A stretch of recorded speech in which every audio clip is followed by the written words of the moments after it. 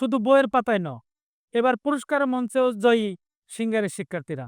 মাধ্যমিক শিক্ষা অধিদপ্তর কর্তৃক বাস্তবায়নাধীন SESDP প্রকল্পের performance based grounds for secondary institution স্কিমের আওতায় ৩০ জন শিক্ষার্থী পেয়েছেন সম্মাননা ও সনদপত্র।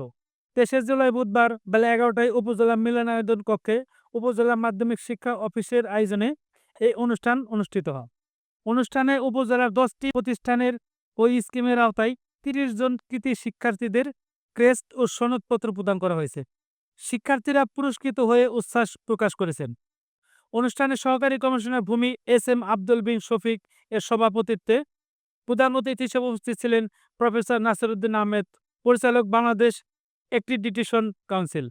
বিশেষ অতিথি হিসেবে বক্তব্য রাখেন আমির হোসেন, জেলা শিক্ষা অফিসার ও সিঙ্গার উপজেলা মাধ্যমিক শিক্ষা অফিসার ABM আব্দুল হান্নান।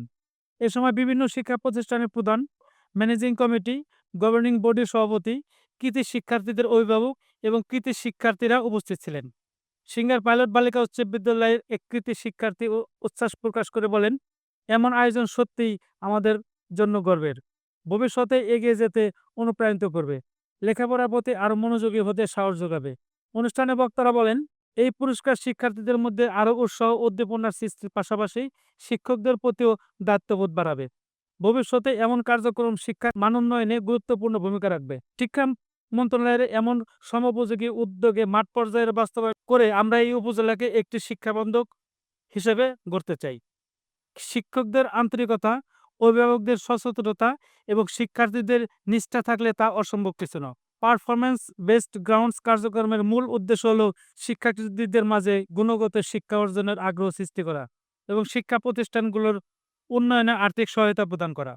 যারা আজকে সম্মাননা পেয়েছে তারা শুধু নিজেদের জন্য না, পুরো বিদ্যালয়ের জন্য গর্বের প্রতীক। এই পুরস্কার যেন আমাদের ভবিষ্যৎ পথ চলার পাথেয় হয়। শিক্ষকদের আরও দায়িত্বশীল হতে হবে, যেন আগামীতে আরও বেশি শিক্ষার্থী এই স্বীকৃতির আওতায় আসতে পারে।